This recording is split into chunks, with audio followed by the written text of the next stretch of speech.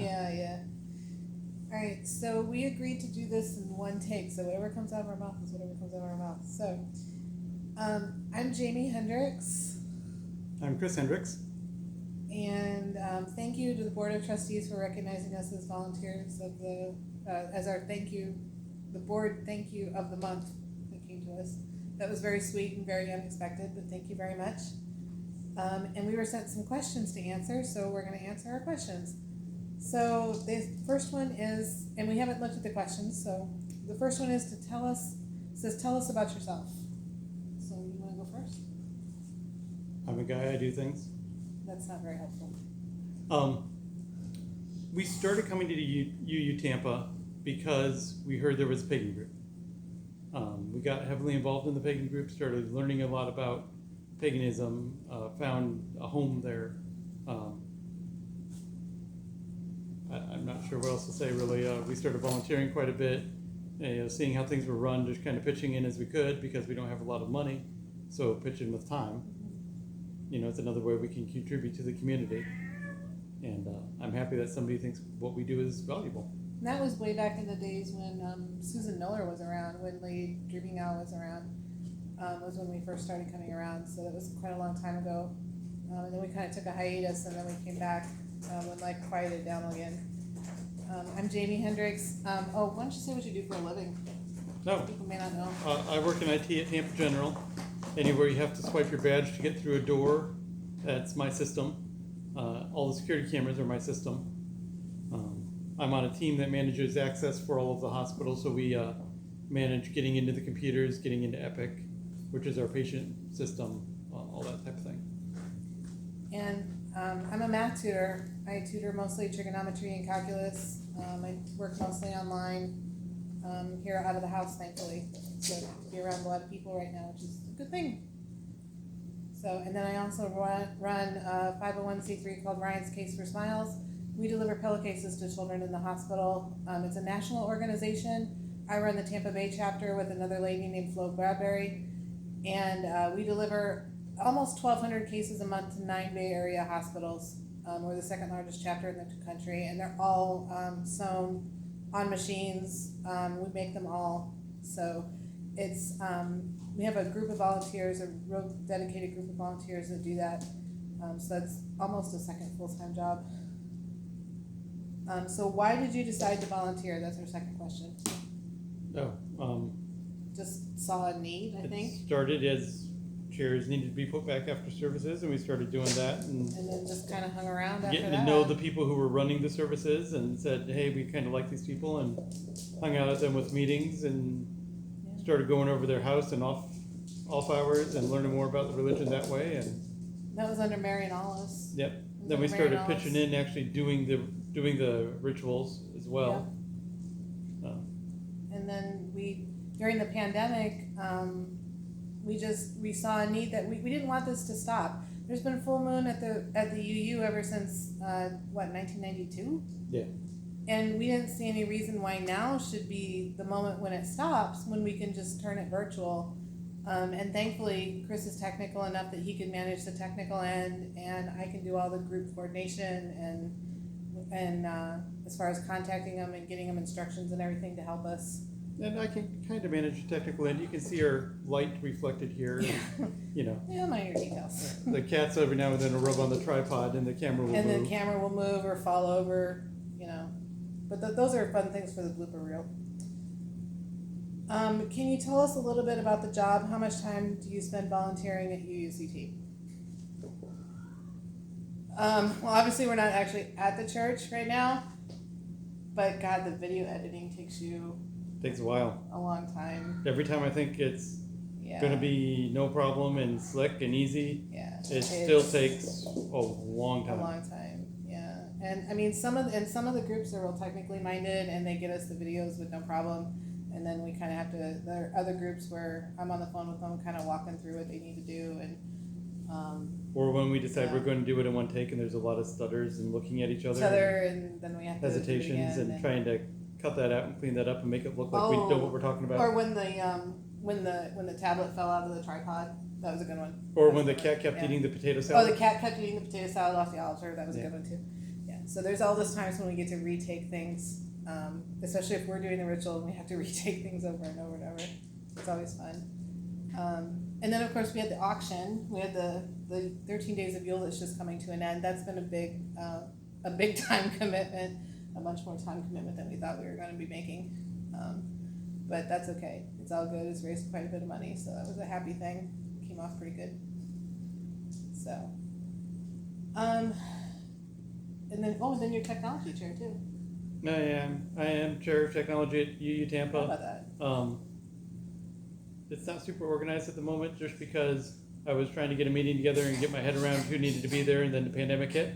So Yeah. we really haven't, gotten together and talked about things. There's a lot of text messages and Facebook messages back and forth trying to organize things and get things moving. But thankfully, Bill has been very kind to us. He lives close by the church, and when the office needs something, he'll go over there and be the hands-on troubleshooting. It's helpful too because you're working full time. It is. It's very helpful because I can't get over there during the day. What suggestions and advice would you give to the next volunteer that takes on the job? For the next person who's doing any kind of video editing, I don't know how Joe does this every week. Yeah. I mean, once a month He's a is beast. busy enough. I have no idea how Joe does this stuff every week. If you're gonna take over any kind of video editing make sure you have really good software. Would be my Not only do you have good Suggestion. software, but you know how to use it. know how to use it appropriately. About half the time when I'm doing video editing, I'm spending on YouTube trying to figure out how to do it. Yeah. Oh, and film this way, not this way. We have that conversation all the time. Very helpful. Yes, very helpful. Some people, Yeah. not a lot of people, but some people have the smart TVs and they hit the little button to make it play on the TV, and they like to watch it that way. And when it's filmed sideways, the long way, The long way this way. yes, it's the right shape for the TV. Otherwise, Yeah. the TV has black bars and a very small video. Right. But yeah, that would be our big suggestion. The other one is just patience. I mean, you have to have patience with people and enjoy working with people if you're going to do anything where you're really communicating back and forth with people on quite a long-term basis. Everybody gets a little weird and nervous talking on camera. They're not sure how to handle it, and you just got to talk to the camera like you're talking to a person. I mean, from the pandemic, we've gotten used to talking on camera because we do it all the time. We do working it from every home. month. Well, and not only that, but we do it every month when we do the announcements for the rituals. But the first few times were definitely really awkward. Yeah. And as far as I'm treasurer for Cups. I think my advice to the next treasurer would be: 1, stay on top of everything and be organized, and 2, you better know how to use Excel. Those are the 2 things that are going to be your friends. Any questions you would like to see answered by the next lucky recognized volunteer? I don't know. This is a pretty good list so far. We'll come back to that when we finish the list. Let's do that. Okay. Any fun or funny story you want to share from when you volunteered? Doing the rituals, probably the Yule log catching on fire. That's not supposed to happen. That was a good one So there's 2 rituals that I remember very, very well. that we did in One the church. Was we had a mother, maiden, and crone, the 3 representations of the goddess, like the 3 phases of a woman's life. And they were all moving about a cauldron that was inside of a cauldron that had a small fire in it. And it was alcohol and Epsom salt. So it burns very clean, there's no smoke. But we did have a fire inside the church, and it was approved, it was authorized, it was fine.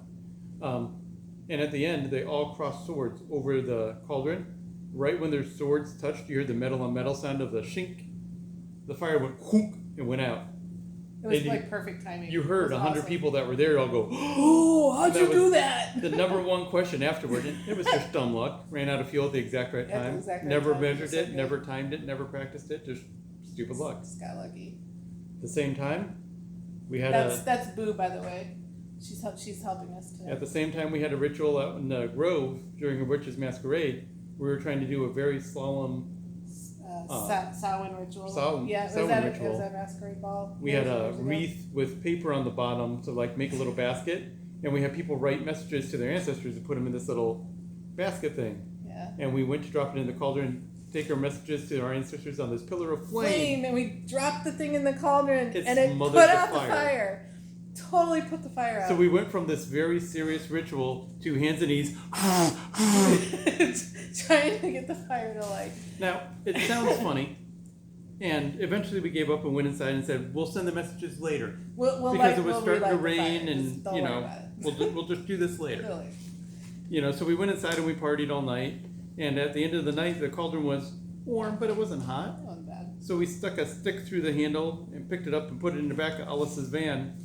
And Alice was driving home on the crosstown, and the pillar of flame erupted. At like 1:30 in the morning. So he had to pull the van over and was able to put the fire out and then take the cauldron home. And all I could think of was like, could you imagine a cop pulling him over and going, "Oh, sorry, officer, pardon my pillar of flaming cauldron in the back of the van." So, but yeah, those were probably two of the more memorable, funny moments during ritual. Yeah, when things go wrong, they go wrong. They go really wrong, and they're thoroughly entertaining. And all you can do is laugh at it and keep going the best you can. Yeah, I mean, everybody needs those moments of levity, and, Oh, yeah. and yeah, and I think both of those were really good moments of levity. Yeah. Any special connections you have made during your volunteer experiences? Oh my gosh, hundreds. Oh yeah, Hundreds. there's all sorts of people that Yeah. I never would have otherwise met No. that were longtime Facebook friends. They've moved away. They stay in touch with us. Yeah. They're enjoying the virtual rituals because they have a way to reconnect to their community. You know, as many people as might not have internet, we have the same number of people contacting us from all over the place, That saying, have "Oh my moved- God, I'm yeah. so happy to see this again." People that were part of this community years and years ago when Theo, Susan Miller was around, and when Lady Amelie, Shirley DeRocher was around, and these people that were around way at the beginning when it was Tuck, before it was even Cups. We have people that are contacting us that were around in those days who are saying, "Oh my gosh, I get to see Ritual again." You know, and they're like, "Oh, I see familiar faces." We haven't heard from these people in years because they've moved away, and all of a sudden we're again getting to hear from them and make these connections again, which is really amazing. And you know, and we are keeping up with some of the people in the community who either don't have internet or don't have steady internet. We're still able to keep up with them, you know, by phone and kind of check in and see how they're doing, which is really cool. We actually had, when we, was it last year or the year before that we stopped in Tennessee? Oh yeah, yeah. We were driving couple up years ago. to, we were driving up to see, I don't remember if we were going to see my parents. I don't remember where we were going. But anyway, we were driving through Tennessee, and we got off the road to go somewhere, and we got lost. We were looking for a restaurant or a I- gas station yeah, or something. something. And we got lost, and we happened to come across this little metaphysical shop. And I remember I was looking at my phone, looking at the map, and all of a sudden he makes this U-turn, and he goes, "We got to go in here." So we went into this little metaphysical shop, and I walked in, and there was this little white owl. And I was like, "Oh, hi, Dio, how are you?" And the lady behind the counter goes, "What did you just say?" And I said, "I was saying hi to someone who's passed," but she said, "But you said Dio. Did you mean Dreaming Owl?" And she was referring to Lady Dreaming Owl, who was Susan Miller. Come to find out, we're up in Tennessee. Come to find out, this woman was one of Lady Dreaming Owl's students and was a member of CUPS way back in the day when it was Tuck. Okay, which was before 1990, well, around 1992-ish. So that's Athena. So we get to, you know, so we've made connections even out of the state, and we keep up with her now. Now she follows the CUPS page in Tennessee, and she's actually started a CUPS chapter up in Tennessee. So it was so cool, again, to, you know, we've made all these strange connections just by being part of CUPS. We've made it be able to make all these crazy connections throughout the country with people. So it's been really amazing. How soon after waking up do you look at your phone? I confess, like immediately, which is probably sad. I don't wake up first. I look at my phone first. It's in your sleep. It's over here. No, like immediately. I do pretty much check my messages right away as soon as I get up. Yeah, it's pretty sad. It's part of working for a hospital. The phone is built in. It's part of tutoring. I'm like, okay, do I have kids with questions? Would you rather text or call someone? For me, it's pretty much text. It depends. If it's I got a short question that could be answered with a Yeah. couple words, Then it's fine. I'll text. Yeah. If it's something where I have to like seek clarification and we're gonna have to go back and forth 3 or 4 times, Oh, then it's I'll gonna make a phone it's gotta call. be a phone call at that point. Yeah, yeah, definitely. If I have to give complex instructions, phone call. Yeah. Yeah. Location of last selfie. Oh hell, I don't know. Here. Might have been. Yeah, right. Does this I don't count? know. If this counts, then it was here. Otherwise, I don't know, because we never go anywhere anymore. We're always here. No, mine was over on the other couch with Dinya when he was asleep on my The shoulder. little kitten when he was asleep. Yeah, yeah, yeah. I really don't know when my last one was. Long time ago. Last person you called. Your mom. You called my mom. If the bank counts, I called the bank. Make the house payment. So, yeah, that's not real exciting. I called my dad. So the last person I actually talked to was my dad. That wasn't a business. App you wish you had the inner strength to delete.